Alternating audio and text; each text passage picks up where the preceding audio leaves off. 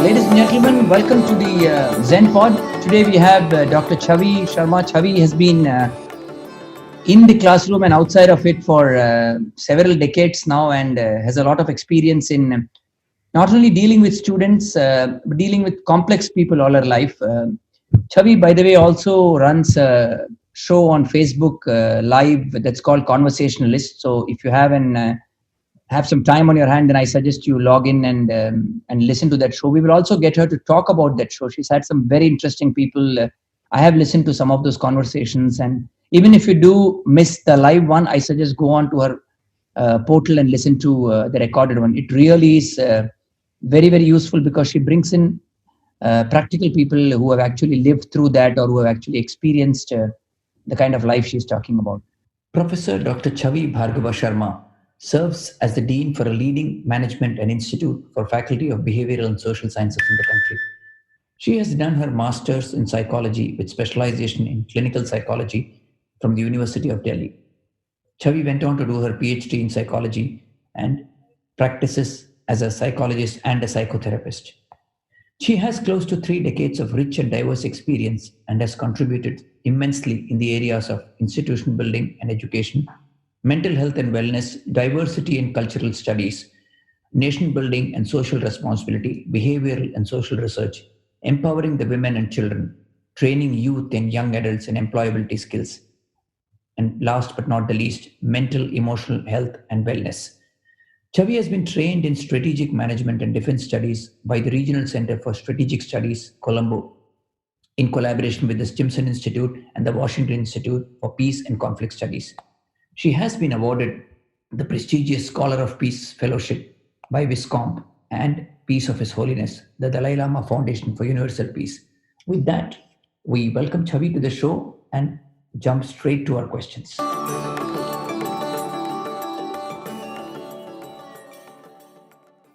So, Chavi, welcome to the show. Thank you very much for agreeing to come. Thank you, Venki, for the invitation, and I'm really happy to be here. Thank you. So let's. So you know the title of the show, Chavi. We're talking about spirituality and we're talking about leadership. So I'm going to jump straight into it, and I'm going to ask you a question. How do you define spirituality? Venki, spirituality for me is what I experience. It's between me and the God, and and it's how I live out my experience with my God. Whoever is there. I mean, God is loosely defined. You can call him nature, you can call him spirit, you can call him whatever. I call him, if I call him Shiva and Durga or Shakti, then it is that. It's that energy that I interact with. And it is also it's how I live out that energy that's in me and him. Interesting. So, would I be right in assuming that, according to you, the definition of spirituality is a power beyond you, a power that's outside? Spirituality is a power that's outside, but it's also a power that's inside. Because it's both ways. I experience him within me, and he experiences me within him or her. Awesome. It has to be both. It cannot just be external. Awesome. How I live him. Sorry. You saying? No. I just said how I live him and how I bring that power into my everyday experience. So that's interesting. Now, Chavi, you lead a quite a hectic life, and if I were to compare you to a corporate leader, then you probably live either the same number of hours instead of an office. You probably live it in a classroom, in the library, in the university campus. How do you tap into spirituality for your day-to-day, if I may call it, living? How do you tap into it? See, Venki, I have a very simple. I just have a very simple bottom line. Anything I do, if that voice inside, we all have a voice inside that tells us what is right and wrong. We may choose to ignore it, we may listen to it, but I just follow that. If the voice inside me tells me this is not right, I won't do it. My voice will tell me. So it is not about the act, but it is about the intention. Anything that you do with an intention that's evil or that's not good is not worth doing. And then in the night, I should be able to look at myself in the mirror and say, okay, that's okay. So I think I use very simple parameters for myself. Okay, I'm going to jump to the leadership side. You've been a leader for a lot of years now, Chavi. How do you define leadership? Leadership is, it's a leader is a leader has to play multiple roles. There is no one thing that a leader does. Sometimes the leader is somebody who's behind everybody, and sometimes the leader is in front. And what is the situation, that is it. So I've always told the team, the students, everything, that you go, you do, I'm behind you. I have your back covered. And there are times, and in front of the management, if something has to be done, then I'm the face. Then I have to ensure that whatever they have done, all the credit is theirs, the flat is mine. The mistakes are mine, because as a leader, that is the way it should be. And I think that is the way I have always done things. You have to lead from the front, because this is academics. And even in anything that you have not done yourself, I don't know. I don't feel I can confidently ask others to do. So I've done everything, done it myself, and then I tell others, okay, we can do it now. So I think that's my definition of leadership. And whatever decisions you take, even if you have to discipline, even if you have to discipline, or you have to take unpleasant decisions, or even whatever, if somebody, there will be arguments, there will be many things, people will disagree. I always keep one thing in mind. I tell the faculty also, or the students especially, sometimes they don't listen to you, or they don't listen to the faculty. We have one thing is very clear. It's all in the head. It should never come to the heart. And secondly, because you don't carry things in the heart. And secondly, we know if somebody does something, that is where I reprimand and I finish it off. I don't carry it with me, and I don't wait for a later date, stage to get even. Whatever is there, I don't believe in vindictiveness, especially with the students. And I've told the faculty also that exams are not witch hunting, or exams are not the time to discipline students. Whatever you have to do it in the class and finish it off there. So I think that brings me to an interesting point. I've for the listeners, just to let you know, I've had the good fortune of engaging with Chavi on various occasions. Been privileged to sit with her on several panels. So Chavi, I'm going to ask you. I've seen the leader side of it that does not include students. That is not a classroom.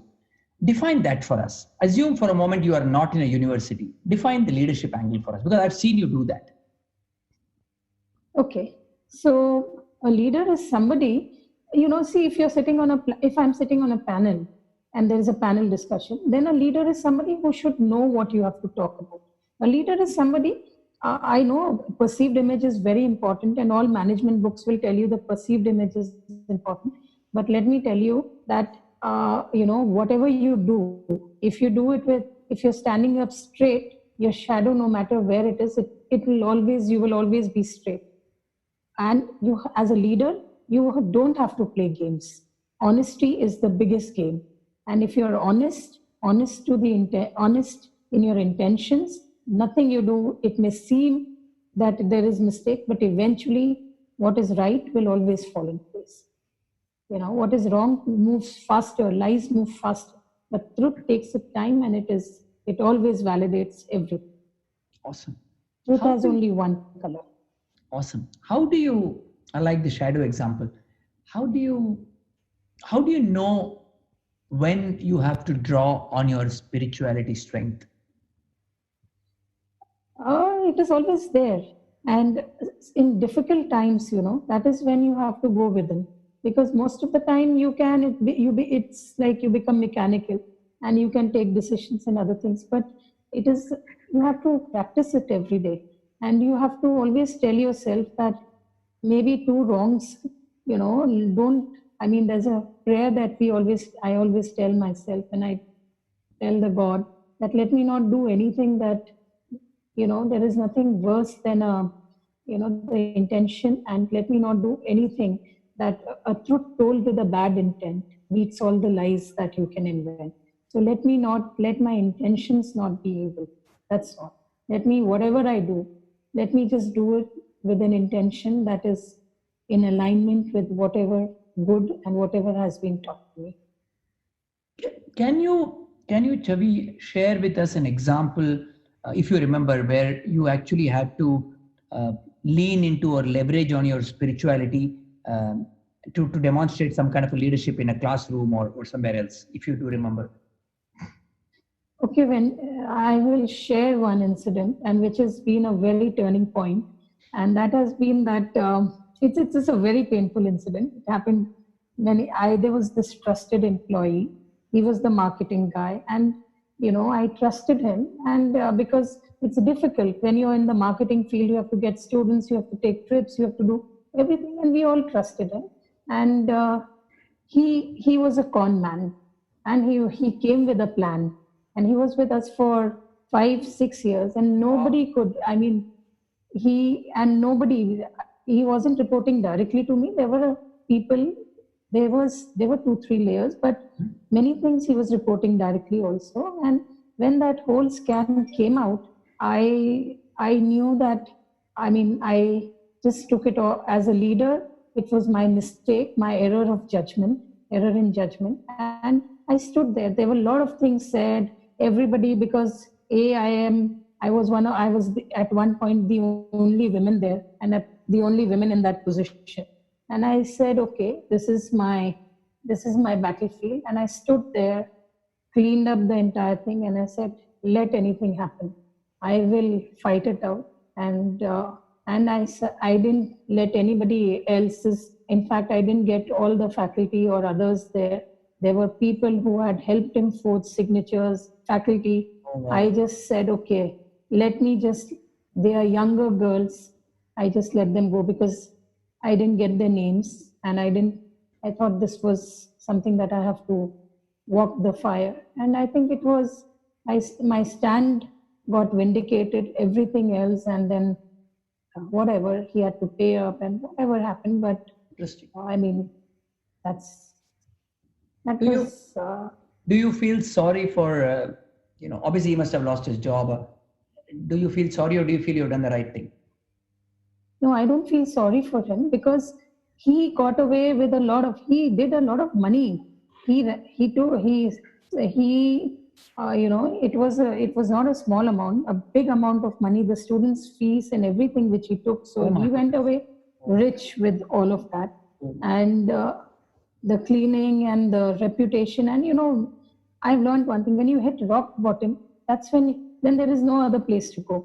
And all kinds of things, character assassination, everything, whatever could be, Oh my happened. And then, and then I'm still here after 4 years. I rebuilt, and Awesome. I mean, and whatever. God has been kind, I think. There was some way, because it was all proved. He gave, because he had, he had cheated on so much of money. He gave money to the police, the harassment, everybody, and all of that. So it was it was a lone battle. Wow. But Yes. there are people who support also. Very nice. Yes. So does this kind of an experience leave you with obviously it leaves you with a bitter taste, but does it linger longer, Chavi? And I don't know, but the strength comes when the situation comes, I think. And, and uh, I didn't, there was, you have to only fall back on yourself, because that time, there were people who supported the vice chancellor and the management, because they knew they were there, two people definitely supported. And that was enough. But even for all the other things or something, you had to just prove. And I felt that, if it was a man, there have been incidents where some people have taken money and run away, or, cheated the university and other things. But the men have got away with it, whoever was Really? there at the helm of affairs. But as a woman, I know how much, but it's okay.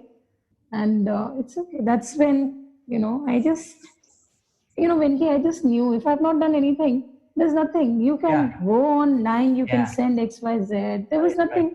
Am I only, of course, I didn't take the money, but there was one mistake I did, and that was an error of judgment. And as a psychologist, for many days, for years, I said, I have to kick myself. I'm Yeah. so bad at reading people. I didn't read, I didn't know, though they were, I mean, that's something that, I went back and went back and went for, Interesting. but Interesting. I didn't let anybody else. I took all the, I shouldered the entire. So that's interesting. I've always seen you, and this brings me to my next question. I've always seen you stand up for issues. I'm not saying you're an activist, but I've seen you stand up for issues that a good leader. And I've worked, Chavi, like you, I have a lot of experience over 2.5 decades in corporates. I've worked with some of the best leaders who inspire me even today. And obviously, you also work with some not so good leaders, as it's like life is like that. So there are times you feel lonely. There are times like these, for example, when you feel, why are the other leaders turning a blind eye? So, and you see a lot of that happening today. People are more bothered about, let me look after myself. Why take that extra step? There is no benefit for me. 3 people before me have done it. 2 people after me will do it. 2 people beside me are ignoring it. So do I really want to take up this, bell and hang it around the cat's neck? Do I want to take up the cudgel and take up this fight? How do you react to a situation? And I'm sure you also see these kind of leaders, and whether we call them teachers or musicians or doesn't matter. I'm seeing leaders in any sphere. What do you feel, and do those thoughts go through your mind? And what according to you, how would you summarize something like this? Venki, what happens is that I'm not an activist, but I think that's where you're wrong. Right from my university days, I mean, what happened was I don't choose those situations. I've just been put in those situations. So sometimes that spirit, that spiritual being we are talking about, he's put me in all those situations. And I think the best part is because even in the university, we had a big agitation, and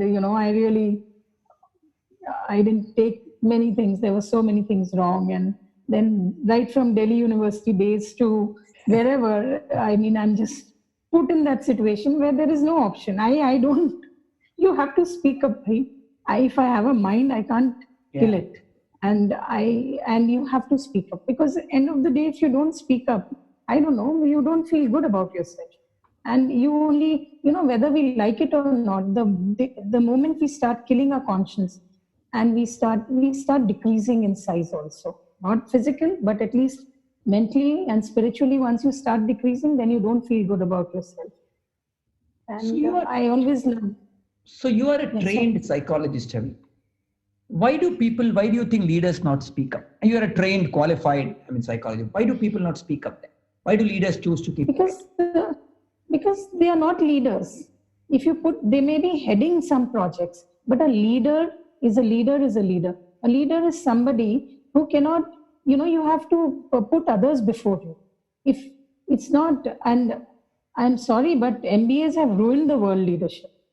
They're the ones, otherwise we always had leaders who led from the front. You take any leaders in the country, anybody who you call a leader, they led from the front. They were what they are, because then how will you respect somebody? And it's not a leader. You can be head, you can be director, and you can be lead. To be a leader, you have to be transformational, and you have to be able to do all kinds of, you have to be able to put people before you. It's as simple as that. You are responsible for everything. I'm going to stop you here. And I liked what you said. You said it is as simple as that. So what makes it difficult for leaders, Chavi? And you are right. I agree with you. It is simple. So why is it difficult then for them? Because, somewhere your greed and your selfish interest, it's greed that comes in. No? So because if you're not sure, see, if I know, if I'm secure in myself, in the knowledge that I have, everything else, then I will build a good team. I will encourage people to come in. But if I'm not sure, if somewhere I know I have reached here, not because of my merit, but because of some other factors, then what am I going to do? I'm going to be scared. I'm going to be live in fear because, and I'm going to be in fear of everybody else also because somebody is going to come better. It will always be in, these are unconscious processes. They will be always in my mind. It will be running. I'm not capable, and somebody who is capable will come. Then the farce that I'm living in, or this whole fake thing I've built will be exposed. So we try to cover it up and Yeah. cover it up, and we build pygmy departments, we build pygmy companies, Yeah. and we play these games. Yeah, that's true. Interesting. We have, jumping tracks a little bit. We have had last few months have been very challenging globally. We've had this pandemic. As we speak, we have had some disturbing news in the last 3 days with the entertainment industry. So things have been happening. Things not so good have been happening. People have been badly impacted, both morally, mentally, physically. Whether it's loss of job, whether it's working from home, whether it's an ill kith and kin who is far away, you are not able to go, so on and so forth. What gives you hope amidst all this, Chavi? Venki, hope is because I don't think hope is, see, if you believe in a God, and if you believe in anything, if you believe in a religion, I think there is no other way but to hope. Why should it's just that what is there that is happening that is so bad? It's just changing, churning, and there are many things. Whatever was wrong is being exposed. There are it's a churning, and churning will always throw up some poison. That's the way. It'll throw up some poison, but we are not essentially we are not bad. If you look at many people, you and I, we're not doing it. There are many people who are building. There are many people who are going to build the earth back, True. heal the earth. And I think healing has more power than destruction. Very nice. You spoke about churning, and I was very tempted to bring up Amrit Manthan, but considering that this is a neutral show, I'm going to keep away from it because that we need to go through the 18 chapters and all the Shavatar and all of that. But on that, Chavi, so spirituality, you mentioned God, you mentioned reaching out to a power beyond you.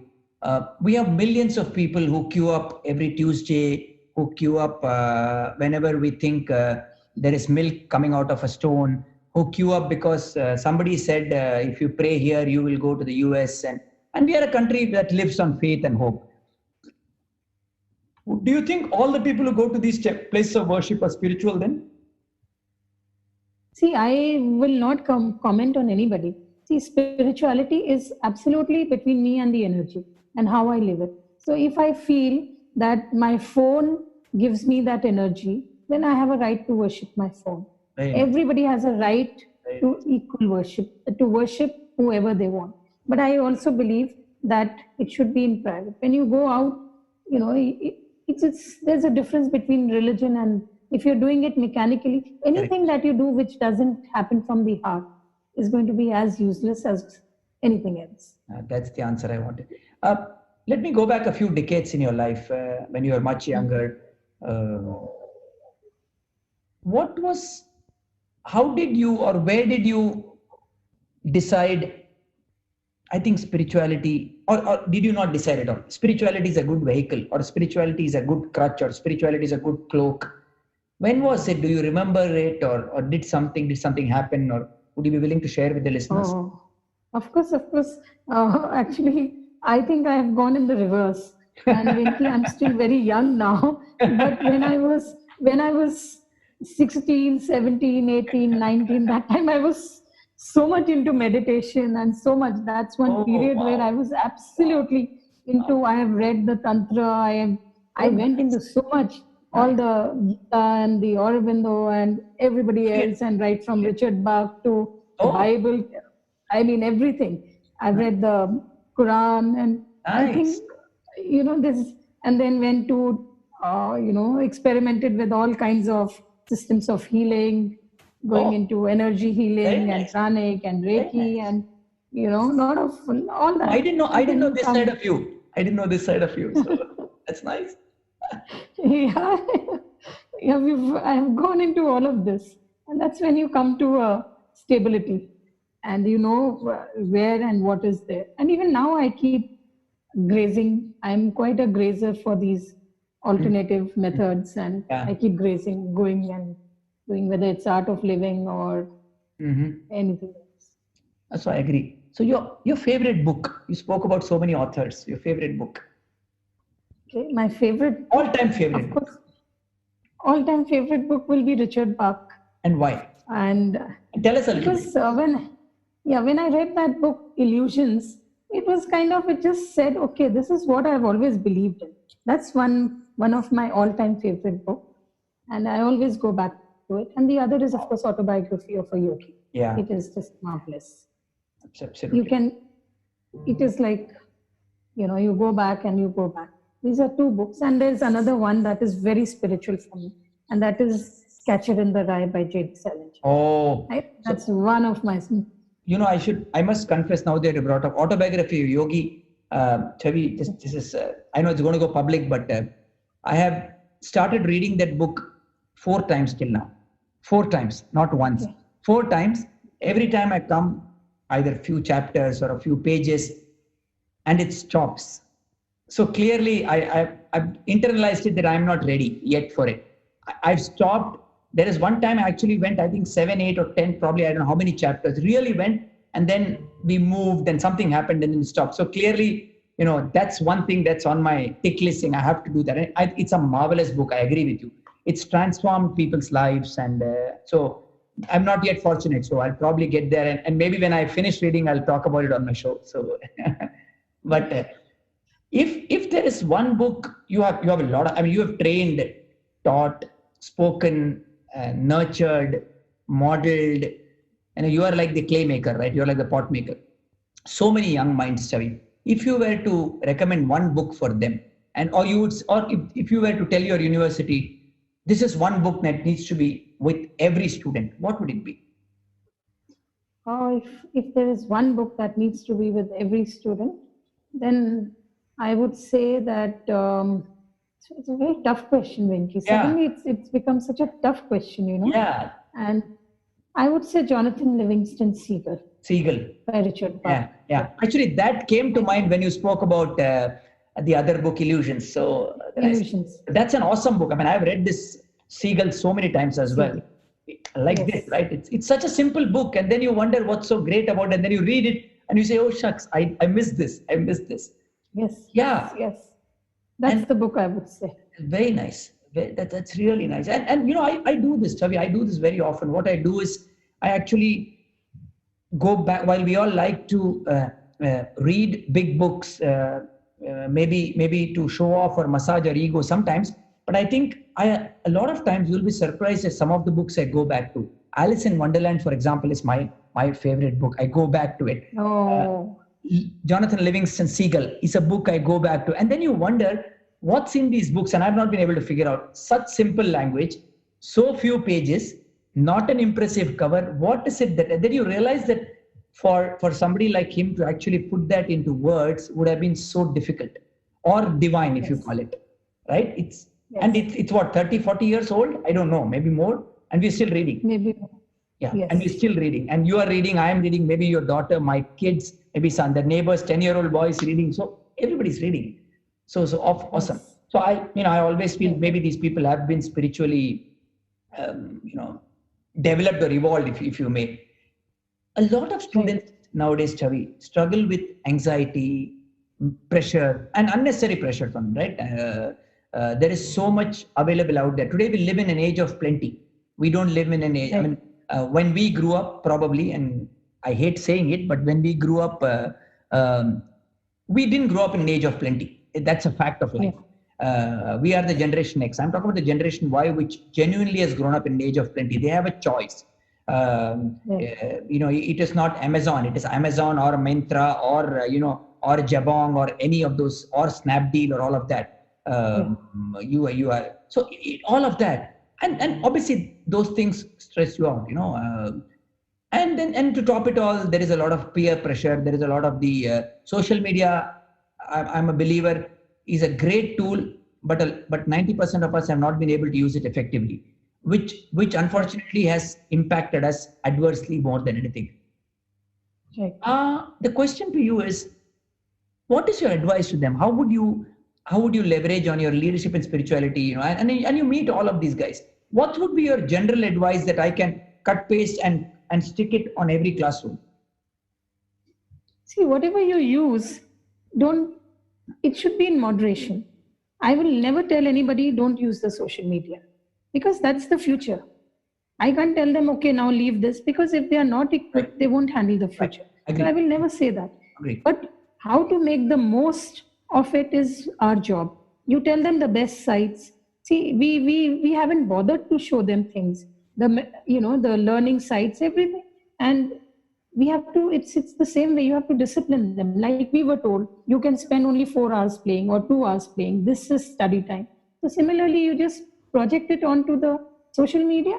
This is your study time. This is where you will look at good sites, you will work, you'll do your project. And this many hours, you want to do whatever. And there are some things that are no. So there is, pornography is a no for kids, there are many things. Right. We will have to put the layers like we do in real life. We were never allowed any kind of book. Right. So we have to do the same. And I think that's the only way, because if you try to stop, then it never works like that. We are watching the TV we are on the phone. True. So we have to leverage the power of the media, social media. And I think that's my take. Awesome. And for many introverts, this is a very, very good medium. Yeah. Because I've seen that many introverted people, for them, this gives them an expression.